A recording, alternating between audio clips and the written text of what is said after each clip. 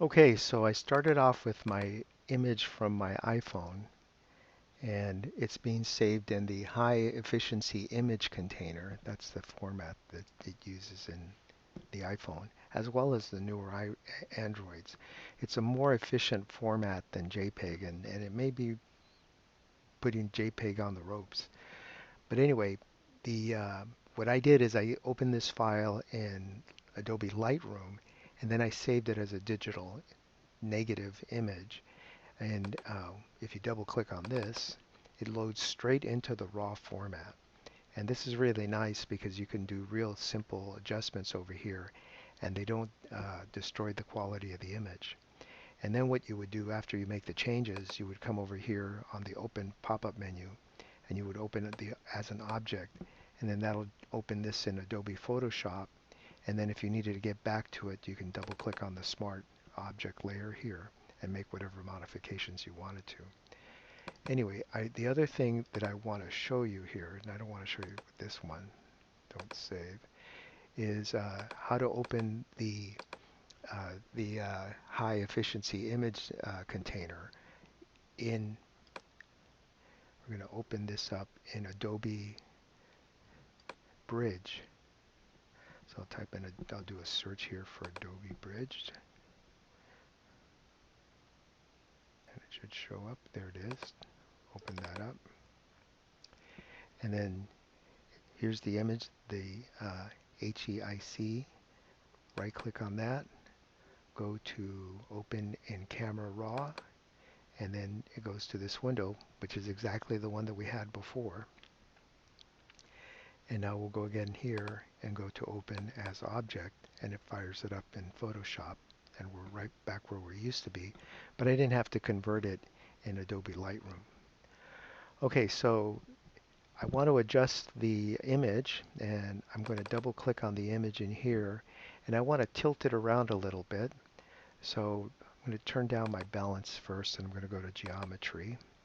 And in Geometry, I have some options over here. So one of them is vertical rotation, and it puts up a grid so I can kind of see where it's tilting back. And I'm looking along the side of the door here, and I just want to get as visually as close as possible to that. That looks pretty good. Now if I could tilt the whole thing back and get this evenly to tilt, that would be great, but I'm not going to be able to pull that off. And even though I may try to do a rotation, try to center this and then try to do another rotate this way, I'm not going to be able to pull it off. I might be able to get them even that way, but uh, let's see if this cleans it up a little bit. Again, I'm looking at the side. That actually looks pretty good. Okay, but an easier way of doing this is to bring the image into Photoshop. So once you've got it, go ahead and hit OK.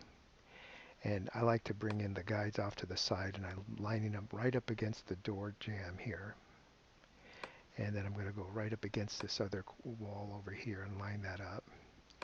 And then I distort the image. So I would then grab the Command T for transform, and you can see that this was already happening already.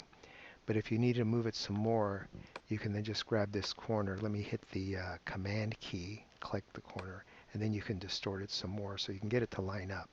But I got lucky on that one. That one lined up pretty good.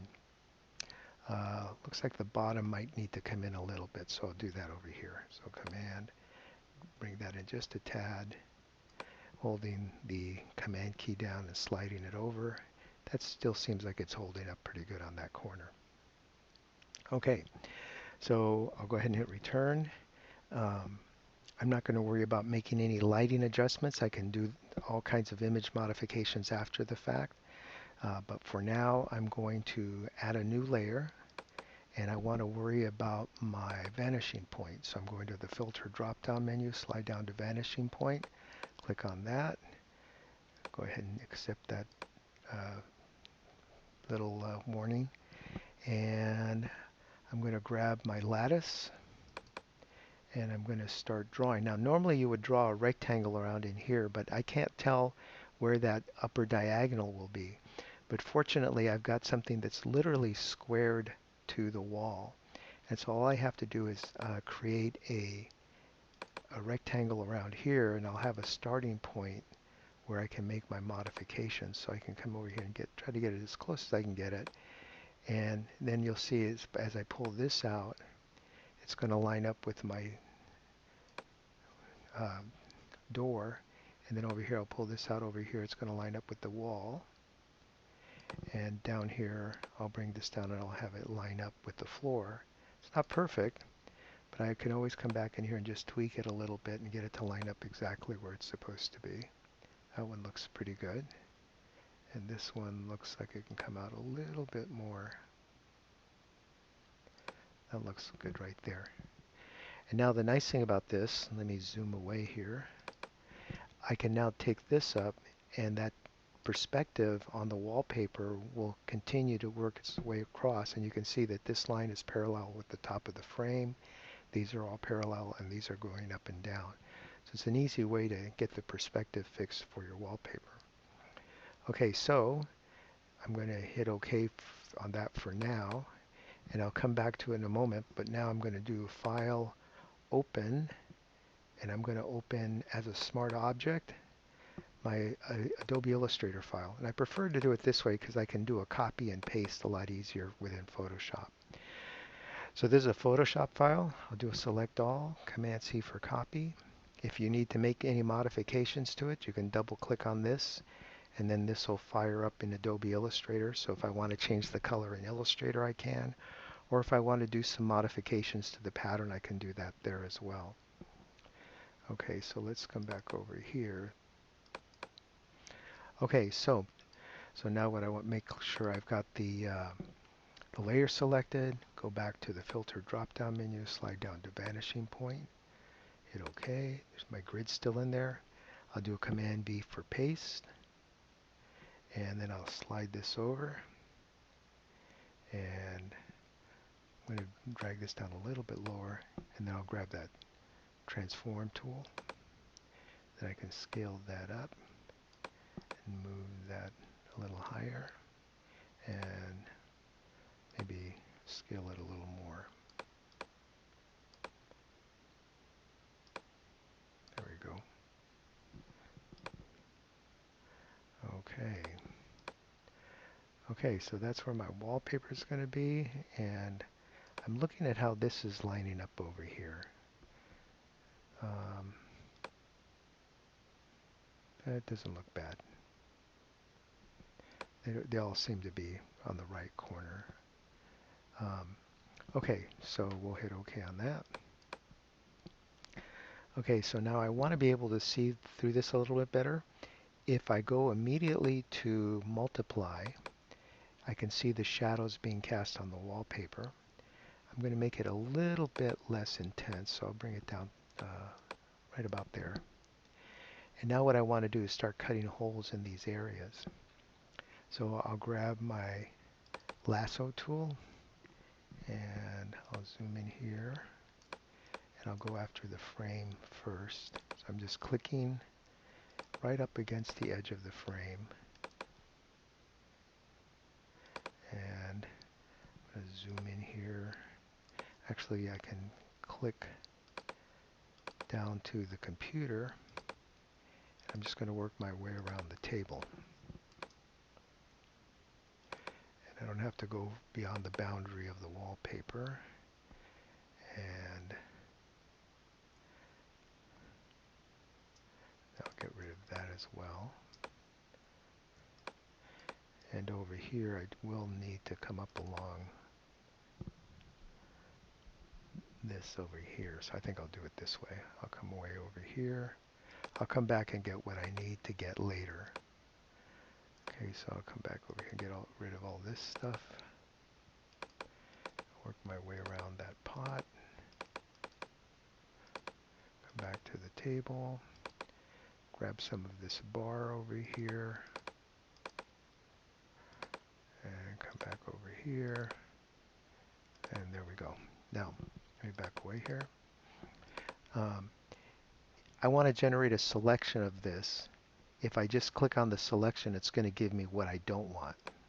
I don't want that. I want the opposite of that. So let me do an undo, Command Z. So to get the opposite of that, I'm holding the Option key down, and then that'll take a byte out of the selection. And then that puts that through. And so that works for me. Still need a little bit of touch-up. I can see the plant has some problems. And I'll zoom down in here as well. So all of this stuff needs to go. So let me trim some of this off here. So I'll grab my lasso tool.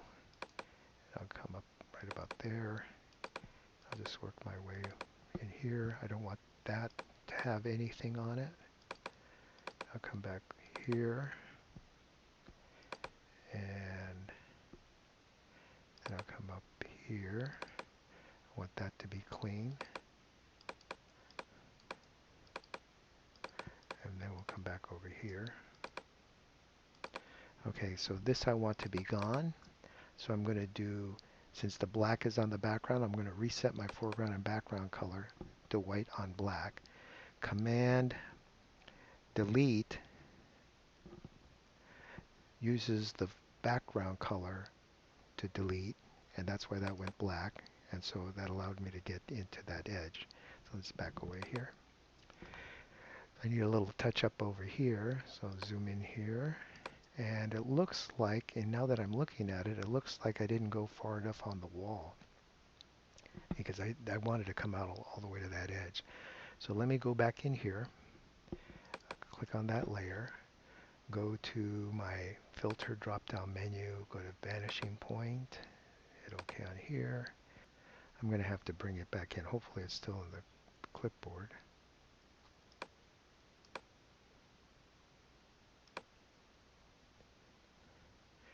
Okay, and I just need to make it bigger.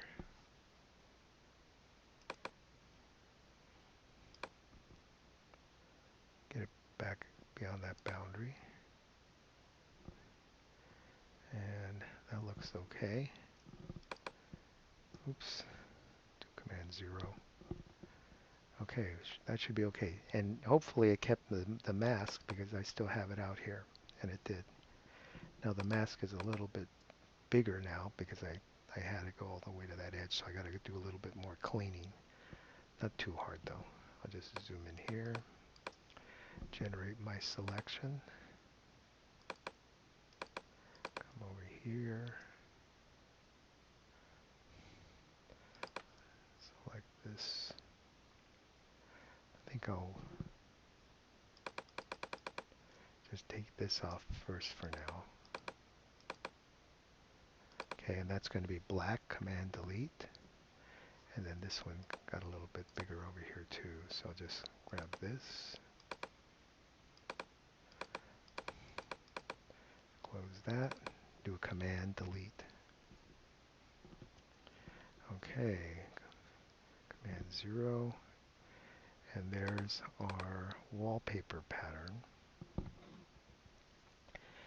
Okay, so now there's a little bit of a problem with the reflection over here. It's a little time consuming to fix. So I'll go ahead and add that in the next movie.